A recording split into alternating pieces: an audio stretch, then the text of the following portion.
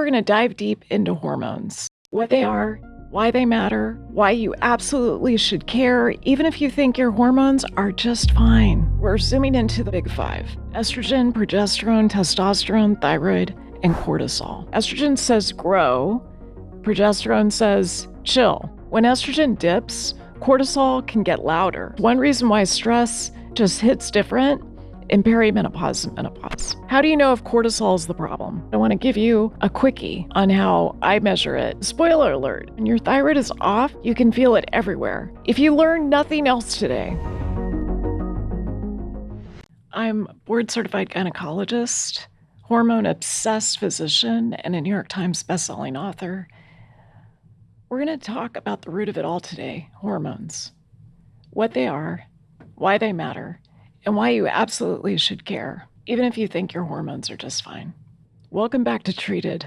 I'm Dr. Sara Szal, board-certified gynecologist, hormone-obsessed physician, New York Times bestselling author, and metabolism nerd.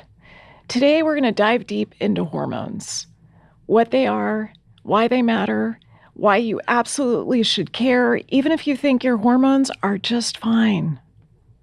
I want to cover 5 main areas. Number 1, what hormones are. Number 2, the key hormones that I want you to know: estrogen, progesterone, testosterone, cortisol, and thyroid hormones. Number 3, differences in hormone regulation that we see in those that are assigned male or female at birth. This section is brief but important. Number 4, systemic forces that work against your hormone balance. Knowing this is the key to not letting culture pull you out of alignment. And then number 5, how to start the process of getting your hormones assessed and addressed, whether it's painful periods that you suffer with, acne, irregular cycles in your teens or 20s, infertility in your 30s, low T at any time, perimenopause around 35 to 55, postmenopause, where we see loss of libido and bone strength. Part 1, what are hormones? In plain English, I think of hormones as the body's text messages, but often with way more drama.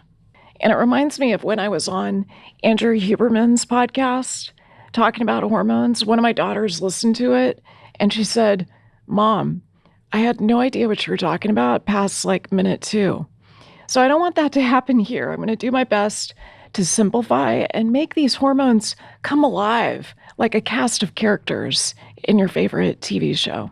So one thing about hormones is that they're not just about puberty or perimenopause or erections or orgasm or stress. They are molecular messengers, tiny chemical text messages in your body that get sent all day, every day, to coordinate just about everything that keeps you alive and well: mood, energy, metabolism, sleep, libido, muscle, fertility in both men and women, memory, belly fat, immune function, and modulation, the zit on your chin that shows up before a big meeting. All hormones, they drive what you're interested in. At a more scientific level, hormones are chemical messengers produced by endocrine glands that travel through the bloodstream to distant tissues and organs, where they regulate your physiology and your behavior.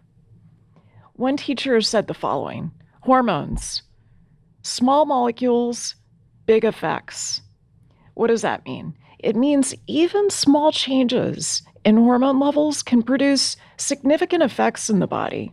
Hormones are the small hinge that swings big doors. Each hormone binds to specific receptors on target cells. So the receptor is kind of like a hand reaching out. The hormone is like a fist that goes into the hand. It's like molecular sex. When a hormone binds to a receptor on a target cell, that triggers precise biological responses like ovulation, thyroid activation, or the fight, flight, freeze response. Hormones don't work in isolation. They interact as part of a dynamic system that includes the brain, all of your endocrine glands, your gut, and your immune system. In women, Hormone balance is affected not just by ovaries and adrenal glands, but also by liver detoxification, the gut microbiome, and daily circadian rhythms. In part 2, we're zooming into the 5 key hormonal players, what I call the big 5: estrogen, progesterone, testosterone, thyroid, and cortisol. Men make more testosterone. Women make more estrogen. And whether you identify as male or female or gender non-binary, you have all 5 of these hormones. And if even one of them is off, the rest may go down, kind of like hormonal dominoes, taking your sleep, your mood, your motivation with them. This episode isn't just for women or men. It's for humans, because hormone imbalances aren't just about hot flashes or erectile dysfunction. They're about fatigue, brain fog, stubborn weight gain, anxiety, sugar cravings, mood swings, metabolic slowdowns. What I see in my practice and in the research is that most people walking around these days have some degree of hormonal dysregulation. Sometimes it's subtle, sometimes it's loud and screaming. The truth is, many of us never get told why we feel so off. We're handed a pill, a pat on the head, or dismissive, "You're just getting older." That's lazy medicine, and you deserve better. There are specific conditions that especially deserve better attention, and for that matter, we're going to do dedicated podcasts on them. That includes hormonal conditions such as endometriosis, polycystic ovary syndrome, Hashimoto's thyroiditis, and low testosterone in men and women, perimenopause, and menopause. In this episode, we're going to be discussing the root cause of these conditions and why they are underrecognized and undertreated, and what you can do to take your health into your own hands and begin your own healing. For the big 5 hormones, I want to give you a flavor of what these hormones are doing, what their job description is.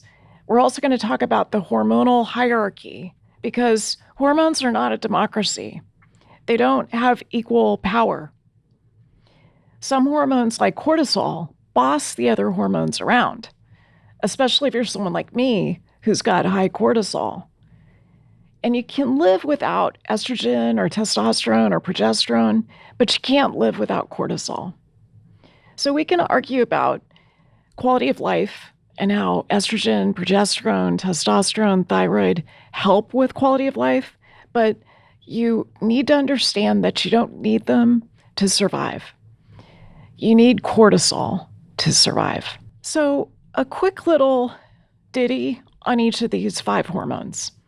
Estrogen, we're going to be talking about what it does in both sexes, how it impacts your brain, your bones, your belly fat, and what happens when it drops or spikes, as it does in perimenopause. Progesterone is that calming, grounding hormone, helps you soothe, and it's often depleted in stress and perimenopause. You can think of her as estrogen's wise older sister. Testosterone is not just the male hormone. In fact, it is the most abundant hormone in women. If you look at your level of testosterone on a blood test and you look at your level of estrogen, testosterone's higher. For the women, note that you need to have testosterone for confidence, agency, risk-taking, libido, and muscle mass. You need the right amount. You don't want too much, and you don't want too little. Thyroid is the metabolic metronome. If it's sluggish, so are you. If it's fast, you're anxious, sweaty, and maybe losing hair. Cortisol is your main stress hormone. You want Goldilocks here. Not too much, not too little. We'll unpack what chronic stress actually does to your hormones, especially when you're doing all the right things and still feel like trash. We also want to pay attention to how these hormones interact, because they're not solo artists. They're a band. You can't just boost testosterone or balance your estrogen without checking on your thyroid and your cortisol. This is where most protocols fail.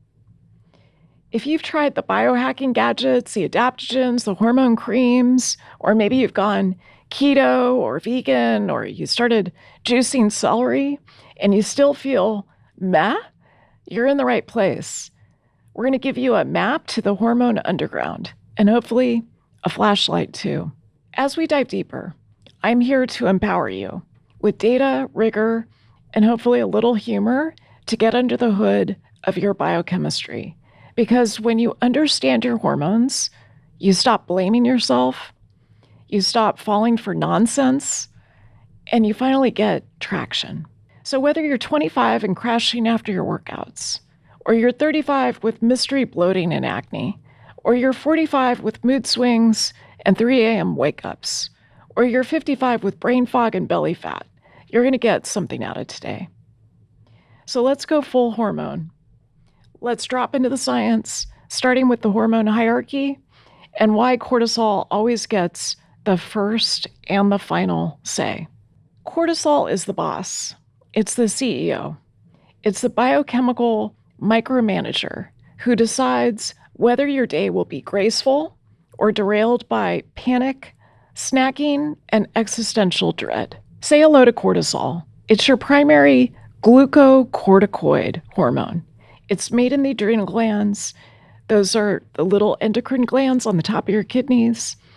And your adrenal glands respond to stress of any kind, psychological, physical, metabolic, even low blood sugar or bad Wi-Fi, with the release of cortisol. It gets a bad rap, but cortisol isn't the villain. It's actually a survival hormone. When it's released in healthy rhythms, it's your get things done hormone. It boosts your alertness, your motivation, and your ability to burn fuel efficiently. It's like your body's internal project manager with a really good clipboard. It's like your body's internal project manager with a really good clipboard. When things go sideways, you get chronic stress. Cortisol becomes less like a clipboard and more like a flamethrower. What does cortisol actually do? So let's get biochemical for a second. Cortisol regulates your glucose so you don't crash between your meals. It modulates inflammation. And here, acute inflammation is good. You're usually solving a problem like a wound. Chronic inflammation can be bad. It supports your blood pressure and your vascular tone. It influences your mood, your cognition, your memory via its impact on the brain. And it directly talks to other hormones like insulin, thyroid, and the sex hormones.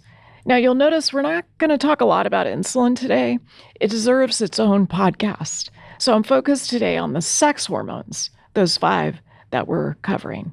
In a healthy circadian rhythm, cortisol peaks in the morning within 30 minutes of waking up. And that gives you the energy to get out of bed. And then it should gradually taper throughout the day. No sudden drops. By nightfall, it should be low enough to let melatonin take over and let you sleep. But if you're dealing with chronic stress, poor sleep, blood sugar swings, overtraining, or undereating, I've had all of these, that rhythm can get totally scrambled. Welcome to cortisol dysregulation. And hello, brain fog, belly fat, and burnout. So I want you to remember that insulin is also important here. It is your blood sugar traffic cop. And if cortisol is high for too long, it can cause insulin resistance, where your cells become numb to insulin, especially in the liver and your muscle. So more on insulin later. In my book, The Hormone Cure, I provide dozens of ways to manage cortisol as well as these other hormones. I cover how hormones are made and what regulates them. So if you want to dive deeper, check out my book, The Hormone Cure. It's like a hormone Bible. So you might be wondering, if I have a problem with cortisol, what does it feel like? What are the symptoms? And you don't always need a test, a blood test or a urine test or saliva test to identify cortisol dysregulation. Your body is probably telling you already. Here are some of the common signs of high cortisol. Feeling wired but tired. You can't fall asleep, even though you're exhausted. belly fat that just won't budge, no matter how clean you eat and how much you exercise. Cravings for sugar, salt, or caffeine, especially around 3 p.m. Anxiety, irritability, depression, just feeling like the world is way too loud. We know that about half of people with depression have high cortisol. Waking up at 3 o'clock in the morning, unable to fall back asleep. What about the signs of low cortisol? Morning exhaustion, even after 8 hours in bed. Salt cravings. Feeling overwhelmed by minor tasks. Lightheaded when you stand up. Relying on coffee just to function. So I want to invoke Goldilocks here because you can think of every hormone as a Goldilocks issue. You want your level to be not too high and not too low. You want cortisol just right, and you want it on time. So let's shift back to the hormonal cast of characters, because cortisol doesn't act alone. It's one of the big 5 hormones that runs your body's biochemical show. So I want to introduce the rest of the cast. Estrogen. Estrogen is so critical for brain function, skin glue. It's a metabolic ninja. When it's too low, you might feel dry, depressed, foggy. When it's too high in women, you want to think about PMS, bloating, mood swings. In men, estrogen, when it's too high, can cause man boobs or gynecomastia. Estrogen is the primary regulator of mitochondria in women. And mitochondria are those power factories we have inside most of our cells. One of the main reasons that estrogen climbs too high is from drinking alcohol in men or women. Or in perimenopause, estrogen can fluctuate wildly as the control system starts to dysregulate. So more on perimenopause in a separate podcast that is coming soon. Progesterone is the anti-anxiety chill pill that's made mostly after ovulation, so the second half of the menstrual cycle. It's crucial for sleep, for GABA production in the brain, and also balancing out estrogen. Testosterone drives so many things. It is principle behind your libido, your confidence, your muscle tone in both sexes. When you have low testosterone, it can affect your mood. It can cause low drive and ambition, and also sarcopenia. Thyroid hormones. Here we're talking about T3 and T4. These are your metabolic gas pedals. If thyroid is slow, everything is slow. Digestion, how fast food moves through your gut, cognition, even your pulse. And cortisol is number 5. And as we've covered, cortisol is the conductor of the hormonal symphony. If you have too much, chaos.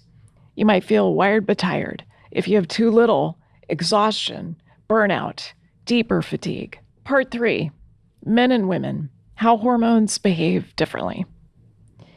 I want to break down the sex and gender differences here because hormone regulation is not one size fits all.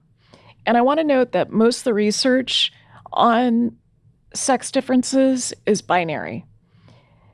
So males are separated from females, and I want to be clear that we know gender can be more fluid.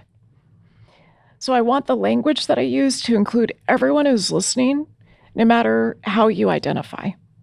So even though we've got this bias in the research, I'm going to do my best to use inclusive language. In those people assigned female at birth, once you go through puberty, hormones fall.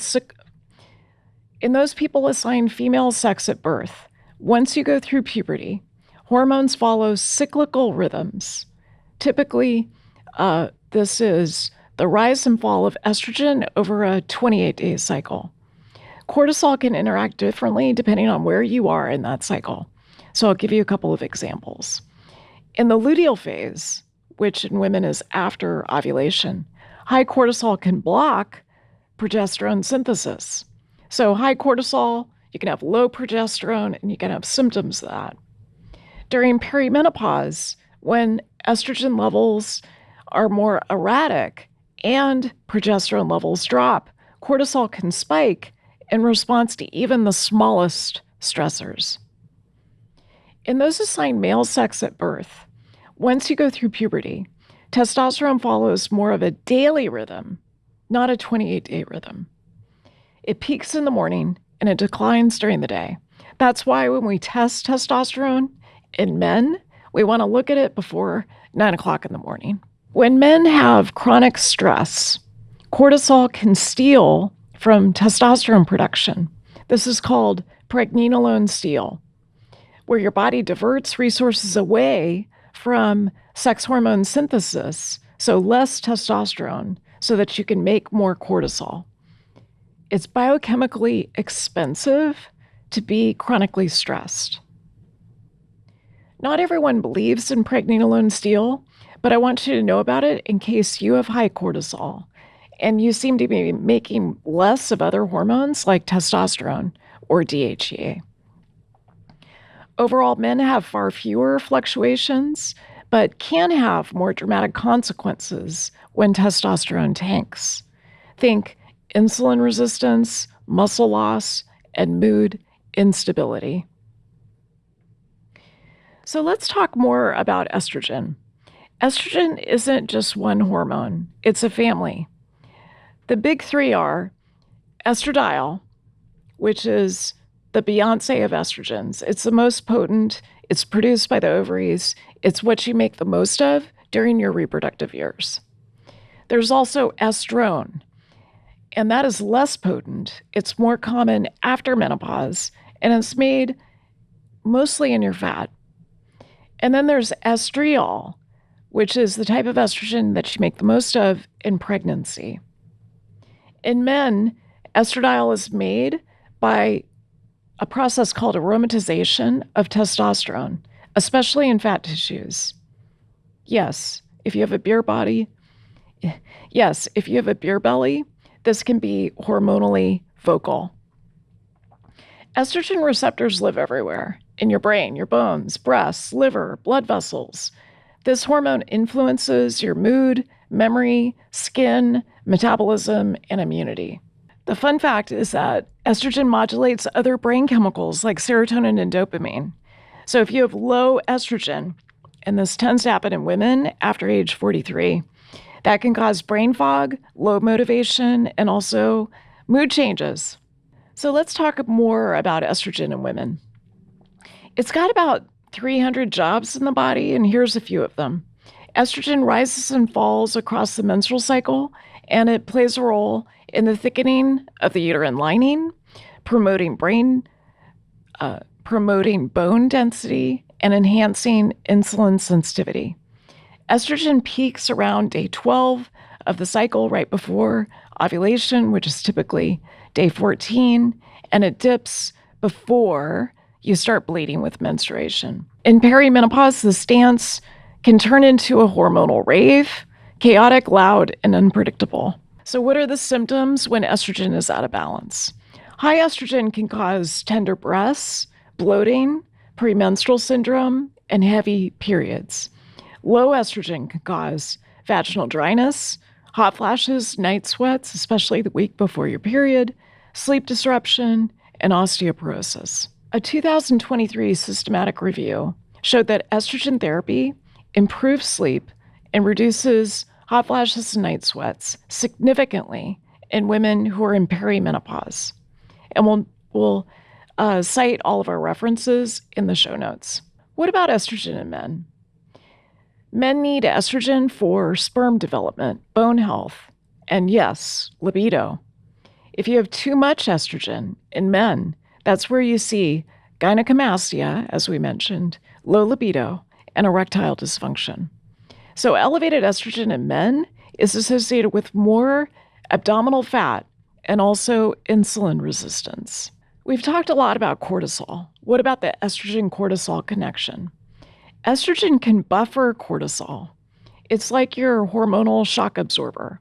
When estrogen dips, cortisol can get louder. So again, in women after the age of 43, which is one reason why stress just hits different in perimenopause and menopause. When it comes to the big picture, I want you to understand that estrogen isn't just about your periods and PMS. It is a multitasking mastermind. In men and women, balance is key.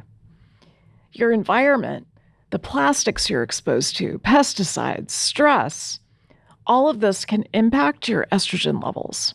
Things like bisphenol A and phthalates, which are xenoestrogens, fake estrogens found in plastics, can mimic estrogen and are linked to hormonal imbalances in both men and women. When you consider estrogen, it's important to know that it can get out of balance.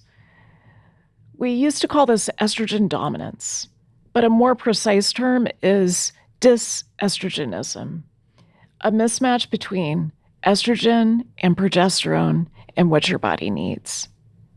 Dysestrogenism can play a role in a number of common conditions in women, especially endometriosis and polycystic ovary syndrome. These two conditions show up differently. I just want to do a quick sidebar to talk about them because they're so common and so misdiagnosed and underdiagnosed. And I want to make sure that we cover them thoroughly. In endometriosis, excess or unopposed estrogen, dysestrogenism, can fuel the growth of endometrial-like tissue outside of the uterus, worsening inflammation and pain. Endometriosis is one of the most common causes of chronic pelvic pain in women, but it is so often underdiagnosed or misdiagnosed, which is why it can take 7 to 10 years for a woman to get correctly diagnosed, even though it affects up to 10% of women. So you might wonder, why does it take so long? What's up with this delay? So there's a few reasons. Number one, the symptoms of endometriosis overlap with other conditions that women experience.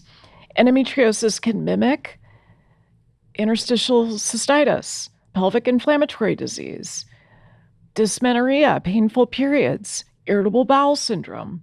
So women often get bounced around from a gastrointestinal doctor to a urologist before anyone considers endometriosis. Another reason for the delay is that we've got a culture that normalizes pain, especially in women. Period pain is widely dismissed as just being part of being a woman. And we've got to end that right now. Many people are told it's in their heads or that they just need to take birth control and power through or pop a few ibuprofen. That is not the right answer. Another reason is that definitive diagnosis requires surgery. So we'll be talking to a surgeon who does these types of surgeries every week, Dr. Thais Alibadi. She's a celebrity gynecologist at Cedars-Sinai, and she'll talk to us about how she approaches definitive diagnosis. The gold standard is to do a diagnostic laparoscopy with a biopsy, but that's invasive, and it's not always accessible. So a lot of women suffer in diagnostic limbo for years. And then finally, there's the hormonal flog.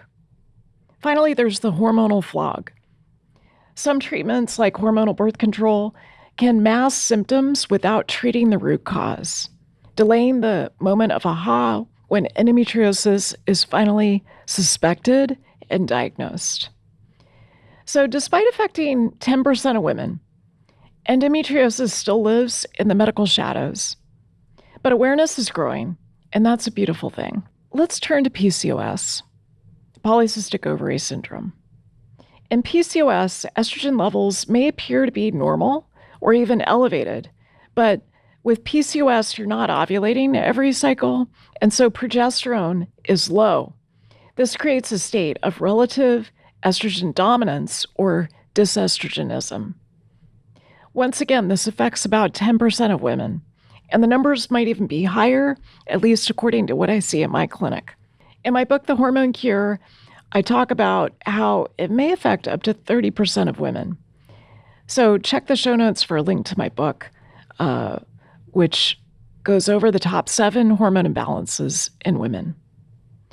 So for PCOS, why does it take so long to diagnose it? So number one, there's no one-size-fits-all symptom list. PCOS is like the hormonal Wild West. Some women have irregular periods, some women have acne, some women have increased hair growth on their chin or around their nipples. Some have trouble conceiving. Pain may happen, but it's not universal. And so it's really easy to overlook PCOS as the defining diagnosis. Second, diagnostic criteria are vague and varied.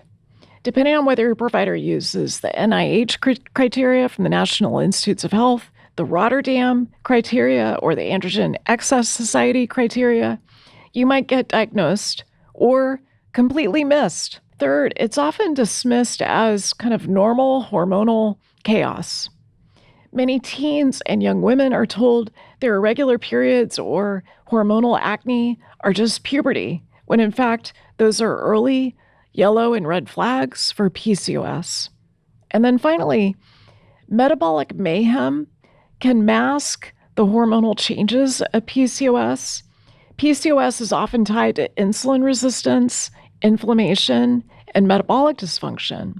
And if it sometimes gets treated as a weight issue rather than a hormonal issue, and that delays the root cause diagnosis. So yes, PCOS is often hiding in plain sight, buried under a pile of symptoms that don't seem to add up until they absolutely do. So I want for you to have this background on hormones and endo and PCOS before I talk to experts like Dr. A. So turning back to our hormone show, I want you to understand that estrogen is a shapeshifter. It's a protector, and it's also a provocateur. Let's talk about progesterone. This is estrogen's co-star, and you can think of it as estrogen's calming bestie, unless it's missing in action. Low progesterone can cause sleep issues in both men and women, and irregular bleeding and perimenopausal symptoms in women. So I think of progesterone as the unsung heroine and hero in men of hormonal harmony. When you tango with estrogen, you need progesterone. Progesterone is quieter, steadier, and it's like the calm in the hormonal storm. It's your brain's chamomile tea, your nervous system's emotional anchor. But here's the twist. Progesterone is not just a female hormone. Guys, you've got it too. And if you want optimal brain health, fertility, and sleep, you need to care about it. Progesterone is especially important for sleep in both men and women. So what is progesterone? Like all the sex hormones, it is a steroid hormone made primarily in the ovaries in women, the adrenal glands in both sexes, and in small amounts in the testes in men. Its name literally means its name means progestation because it supports pregnancy, but that's not all it does. In both men and women, progesterone calms the brain by modulating GABA, which is your main inhibitory neurotransmitter. It helps to regulate sleep, mood, and stress response, and it counterbalances estrogen's proliferative effects. So think of it this way. Estrogen says grow, progesterone says chill. Progesterone in women. Let's talk about what happens during the cycle. Once you ovulate, typically around day 14, the corpus luteum releases a surge of progesterone. And if you're not pregnant, there's no fertilized egg. The levels of progesterone then fall. So this occurs, the peak occurs around day 21 or 22 of a 28-day cycle, and then the levels fall of progesterone, and that cues the menstrual bleeding. When progesterone is low, such as in perimenopause or something called luteal phase deficiency, you might see anxiety, insomnia, mood swings, a short luteal phase, and that may make you struggle with fertility, heavier and more painful periods. A review in Fertility and Sterility in 2023 found that luteal phase progesterone deficiency significantly correlates with infertility and recurrent pregnancy loss. Again, we'll link to this in the show notes. During perimenopause, ovulation gets more erratic. Progesterone levels drop before estrogen does, and you can get symptoms like rage, PMS, night sweats, and insomnia. And for women between the ages of 35 and 50, you can lose up to 75% of your progesterone production. So what about progesterone in men?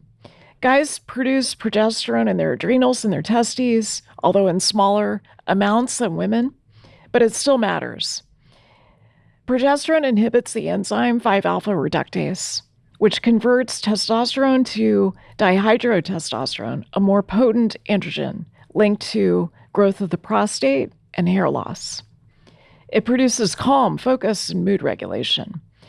Men who have low levels of progesterone may have more anxiety, irritability, poor sleep, and even dysestrogenism. A 2024 study found that men with low progesterone had significantly higher estradiol to testosterone ratios and more visceral adiposity. That's belly fat. So what about progesterone and cortisol? It's a stress hormone tug of war. Progesterone and cortisol are made from the same parent hormone, which is pregnenolone. So under chronic stress, your body will prioritize making cortisol, because remember, it's the boss. It's the top of the hierarchy. So again, this is called pregnenolone steal. And this can suppress progesterone production in men and women. Chronic stress shifts steroid production toward cortisol at the expense of other sex hormones, the ones we're talking about today: estrogen, progesterone, testosterone. Thyroid's not a stress hormone, but it's an important part of the key 5. So you might be robbing your progesterone bank to fund your cortisol crisis. So why does progesterone matter? In women, low progesterone can lead to emotional volatility, fertility issues, poor sleep. And women have double the risk of insomnia compared to men. One of the easiest things we can do is give these women natural progesterone.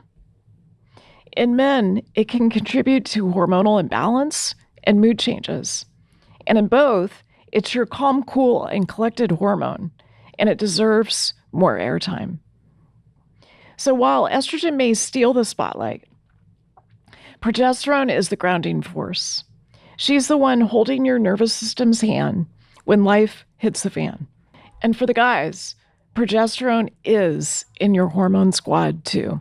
So what about thyroid hormones? I think of thyroid as your metabolic DJ. It spins energy, mood, and metabolism 24/7.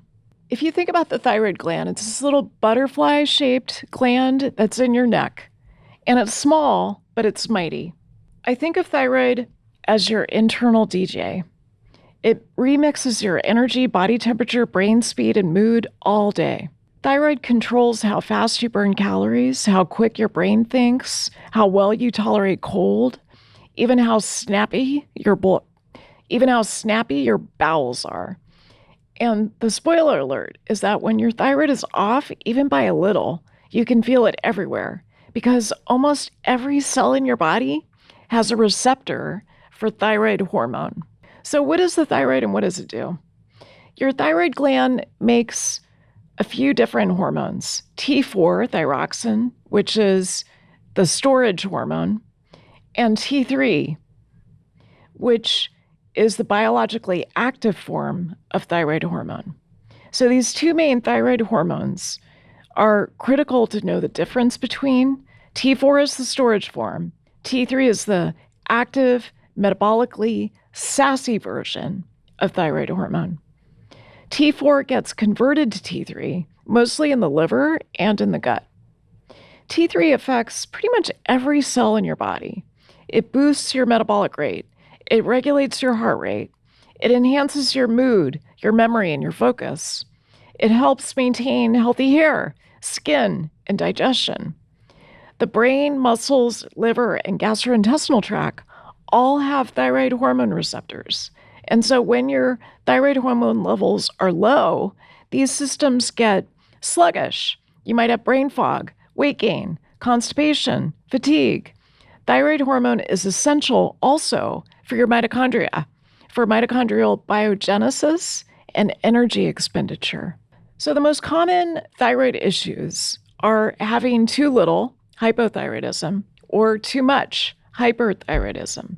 Hypothyroidism, an underactive thyroid, is associated with a number of different symptoms: fatigue, weight gain, cold intolerance, constipation, a climb in your cholesterol, depression, dry skin, thinning hair, slowed reflexes. The most common cause of low thyroid function, hypothyroidism, is Hashimoto's thyroiditis. It's not an immune attack on the thyroid gland. Hyperthyroidism is when you have an overactive thyroid. This can be associated with the following symptoms: anxiety, insomnia, rapid heartbeat, diarrhea, weight loss despite eating a normal amount, and hair loss. This is often caused by Graves' disease, another autoimmune condition. You can also have subclinical hypothyroidism, which is when your control hormone, thyroid stimulating hormone, is slightly elevated, but your thyroid hormones themselves, T3 and T4, are normal. This can still cause symptoms and is linked to cognitive decline in older adults. There was even a JAMA study from 2023 showing that subclinical hypothyroidism is associated with impaired executive function and memory in adults over the age of 60. I want to focus on thyroid hormones in women. Women are 5 to 8 times more likely than men to have problems with their thyroid. Why is that? Well, first, estrogen influences thyroid hormone and the transportation and also the conversion. Estrogen influences thyroid hormone transport and conversion, and women have more estrogen than men. Pregnancy and postpartum periods are thyroid flashpoints, including the risk of postpartum thyroiditis. Autoimmunity is much more common in women. So we know that out of 5 people with autoimmune conditions, 4 are women. Approximately 1 in 8 women will develop a thyroid disorder during her lifetime. That's from 2024 data. And perimenopause adds a new wrinkle. Fluctuating estrogen can reduce the availability of thyroid hormone, making symptoms like fatigue and weight gain and constipation even more confusing. So what about thyroid in men? Men can and do get thyroid dysfunction, but it's often missed. Hypothyroidism in men is linked to erectile dysfunction, low testosterone, depressed mood, loss of motivation. So male hypothyroid patients show significant reductions in testosterone, libido, and sperm quality. What about the cortisol-thyroid connection? So once again, we want hormonal harmony. And if you've got chronic stress and high cortisol, that can suppress thyroid function. Cortisol blocks the conversion of T4, the storage hormone, to T3, the biologically active form of thyroid hormone. It increases production of reverse T3, which is an inactive form that blocks thyroid receptors. We also know that high stress slows the pituitary and can affect the control hormone, thyroid stimulating hormone, which then talks to the thyroid. So why does thyroid matter? When your thyroid is dialed in, you feel sharp, energized, and metabolically efficient. When it's off, it's kind of like driving with the parking brake on. Everything slows down. And remember, thyroid is not just a woman's hormone. So for the men, if you're feeling tired, foggy, or just meh, check your thyroid.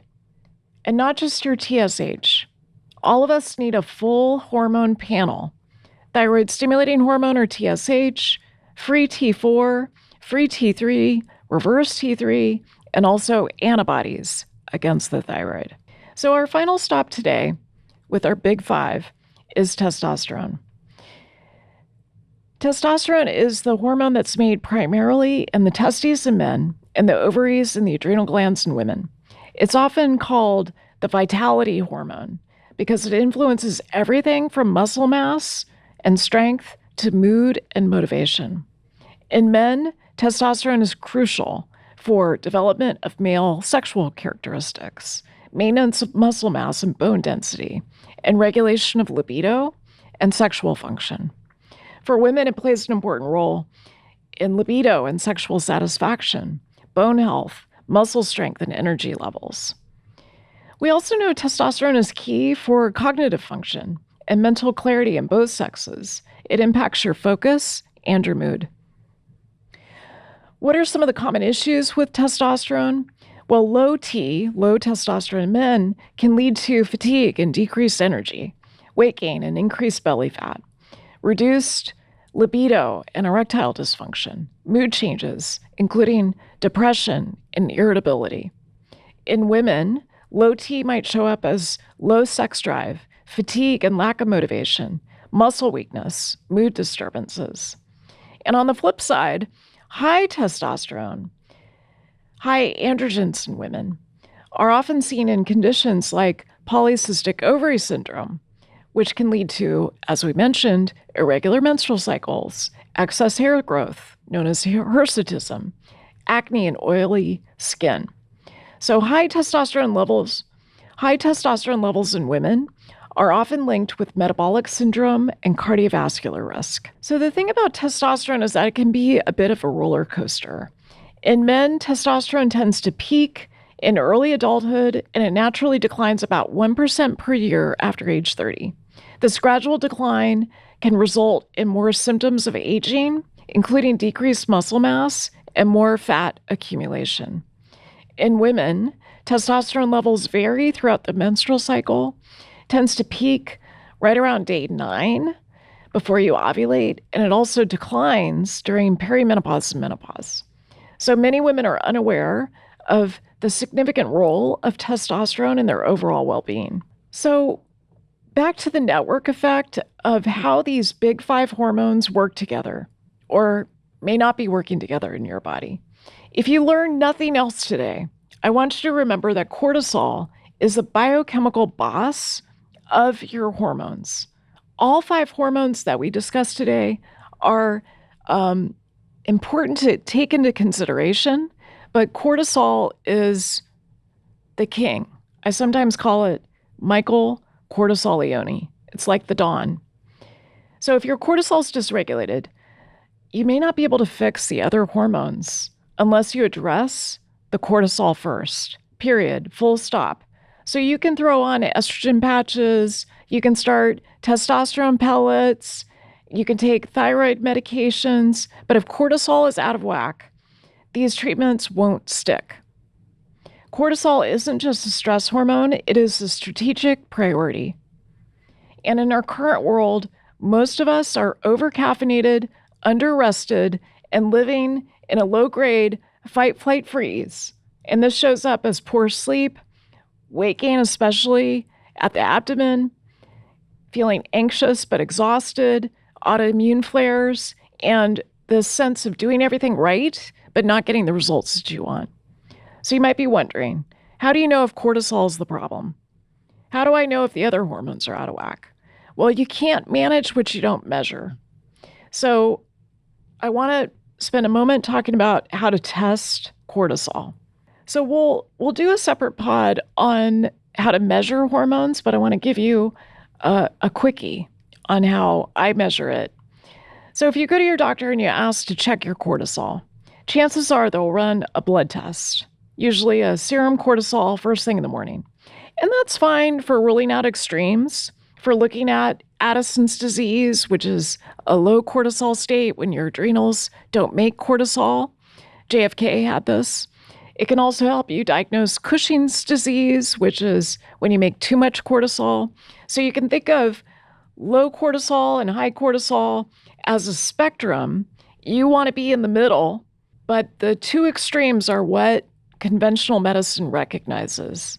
And the 95% of us that are in the middle, or 99% of us, conventional medicine doesn't usually help us with our cortisol levels when you're not one of those extremes.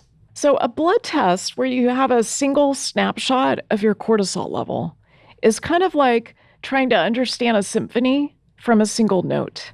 What you really want is a more dynamic look at cortisol over time. There's a few options. One is to look at your salivary cortisol, at 4 or 5 points during the day. So this is considered highly validated. It's used in a lot of research studies, salivary cortisol. You can also do hair cortisol. This is a research-grade method. It's been used, for instance, in the research of Lisa Mosconi at Cornell. It shows long-term stress exposure over weeks to months. So it's not used a lot clinically, although I've run a few panels on my patients. And another more comprehensive way of looking at cortisol is to do urine testing, such as the Dutch test or the Vibrant Hormone Zoomer. These measure cortisol metabolites throughout the day, and it gives you insights into other hormones like DHEA and estrogen and testosterone. And it can help you identify patterns and also the depth of dysfunction. So for the science nerds, there was a 2023 study that showed that a blunted cortisol awakening response, where you don't get that normal peak of cortisol within 30 minutes of waking up, is linked to a number of conditions: chronic fatigue, depression, and poor memory in both men and women. So if you go to your doctor and your doctor says there's no science to support the testing of cortisol, show them the show notes, because we've got so many citations to document the benefits of testing your hormones and the kind of symptoms that they're associated with. In our fourth part in this podcast, I want to talk briefly about the systemic forces that disrupt your hormones. I won't spend a ton of time on this, but I think it's important to understand what's at the root of our hormones being out of whack. It helps us understand how to get them back on track. So number one, chronic stress and hustle culture. Elevated cortisol can occur with unrelenting stress. That was my story. It's driven by overwork, overfunctioning, lack of rest, and societal pressure to do it all. This suppresses other hormones like progesterone, testosterone. It disrupts thyroid conversion. It can cause problems with ovulation. And certainly our patriarchal and misogynistic culture adds to the chronic stress, as well as some of the sex and gender differences. You know, an example of this is that we see more and earlier trauma in women, especially sexual trauma, and that can have effects on cortisol production. Number two is endocrine disrupting chemicals, EDCs. They're found in plastics like bisphenol A, cosmetics, pesticides, household products. Endocrine disrupting chemicals can mimic or block different hormones. Bisphenol A, like in a plastic water bottle, can disrupt your estrogen, your testosterone, and your thyroid. Women are disproportionately exposed to endocrine disrupting chemicals, mostly through personal care products. And then number three, medical gaslighting and gender bias. Women's symptoms are more likely to be minimized, misattributed to emotions, or treated with antidepressants instead of laboratory testing. This delays diagnosis and treatment of real hormone imbalances like PCOS, endometriosis, and perimenopause. So the common refrain here in this podcast is that your hormones don't exist in a vacuum. They respond to your environment, your relationships, and the culture that you're living in. We want to be thinking in terms of the gene-environment interface and how environment is affecting your production of hormones, as well as your sensitivity at the receptor level, the transportation of your hormones, which is affected by things like taking oral estrogen, like in a birth control pill, as well as your detoxification pathways. Part 5, our final section today, is what actually helps to get your hormones back into balance. Now, this is a huge topic, and I'm going to just cover some of the basics. And I want to start first with how to support cortisol without moving to Hawaii and building a yurt. So let's say you've tested or you strongly suspect that you've got cortisol problems. When I first measured my cortisol at 35, it was 3 times what it should have been. So what do you do next? I like to call this the ABCs of cortisol reset. So A, align with your circadian rhythm. Get morning sunlight within 30 minutes of waking up. This is a game changer. It helps your sleep. It helps your cortisol production. It helps your melatonin production. No screens after 9 p.m. I actually like to do it a little bit earlier, more like 7 p.m. Seriously, blue light from screens, from your phone, from your laptop, can sabotage your cortisol and your melatonin production. So that's A, align with your circadian rhythm. B, balance your blood sugar. Protein and fat at breakfast. Avoid the muffin mimosa blood sugar spike. Don't skip meals. Make sure that you're getting adequate food, nutrient dense. If you're confused about this, consider getting a continuous glucose monitor. And then C, calm the nervous system. Do breath work. Start with box breathing. Do low intensity movement like yoga, Pilates, walking in nature. Consider adaptogens, things like rhodiola, phosphatidylserine, omega-3s. There are randomized trials showing that these help you with your cortisol production. Another thing that's been shown to be helpful is 10 minutes of mindfulness meditation. So there was a 2023 meta-analysis published in JAMA Psychiatry showing that mindfulness practices significantly lower salivary cortisol in adults with anxiety and depression. So there's a lot of other supplements that we can talk about. I really believe that you don't find the answer to health in a pill bottle, whether that's a pharmaceutical or a supplement. I think you have to invoke lifestyle medicine first. That said, once you've got lifestyle basics in place, you can consider, for instance, for low cortisol, licorice root, not the candy, but licorice root. Also, vitamin C and B5 can support adrenal function too. You just have to be careful about the effect of blood pressure, the effect of licorice root on your blood pressure. You don't want it to go too high. If you have a high level of cortisol, that's where some of the supplements I just mentioned can be helpful, like rhodiola, omega-3s, and some believe that holy basil can also be very helpful. And then sleep is non-negotiable. You really need to aim for 7 to 8.5 hours every night. So remember, cortisol sets the tone for all the other hormones that we've covered today. You can't fix your estrogen, progesterone, thyroid, or testosterone until you've earned the trust of your biochemical boss. So I go through the protocols that involve lifestyle medicine for all of the hormones that we've covered in my book, The Hormone Cure.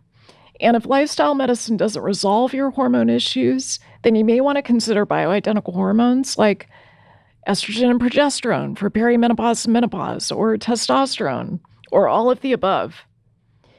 You may also need thyroid medication. And this needs to be done with a prescribing clinician who's knowledgeable about hormones in women and men. So let's start to wind down our deep dive into the top hormones that I think are important for you to consider. And I want to finish with the big picture about how to achieve hormonal harmony in your life. So whether you're dealing with the ups and downs of estrogen, progesterone, testosterone, cortisol, or thyroid hormone, understanding how they work together is the key to feeling your best, as we covered today. So keep in mind that hormones don't operate in isolation. They interact with each other constantly. We've talked about how cortisol can impact your testosterone levels. Insulin also plays a role. We'll talk more about that later. There's this interconnectedness among all of these hormones so that one hormone imbalance can trigger a domino effect throughout the endocrine system. Hormone balance is really about finding the sweet spot with all of these hormones working together in harmony. So just like you wouldn't drive a car without checking the dashboard, I don't want you to navigate your health without understanding your hormone levels and what they do. So you might wonder when to seek professional help, and I want to be really clear about this. If you suspect a hormonal imbalance, please consult with a healthcare professional. This should be someone who understands the nuances of hormonal health. Look for specialists who focus on integrative and functional medicine. They can often provide personalized treatment options, whether that's lifestyle modifications, hormone therapy, or other interventions. And don't hesitate to advocate for your own health. Your hormones deserve attention and care, just like any other aspect of your well-being. So thank you for tuning in to our solo on hormones. I hope this discussion has empowered you to take charge of your health and not accept the way that many clinicians in mainstream medicine dismiss your concerns. Remember, the right balance is within your reach, and I'm here to guide you on your journey to science-based well-being. In future shows, we're going to talk more about the role of hormones like insulin, melatonin, anti-Mullerian hormone, which reflects ovarian aging and may help you predict when you enter perimenopause and menopause. So stay tuned for future episodes where we'll talk in more detail about common misdiagnoses. We'll meet with world experts in hormonal health, and we'll dive deep into perimenopause, menopause, and andropause. Thank you for listening. We have a great question from one of our listeners about hormones. Thank you so much for this question. A list of the tests I perform before someone goes to an endocrinologist. So we've got a long list of the tests that I recommend in this pod that we just completed. And I think what you're asking is great, which is, could you put it in one place and make it really simple?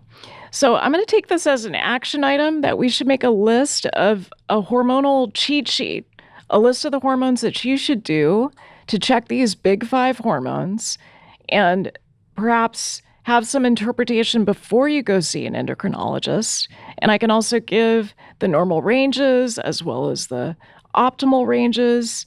So watch for that in a future mailing that we have, and we'll add it to the show notes going forward. It'll take me and my team a few days to throw that together. Thanks so much for your question.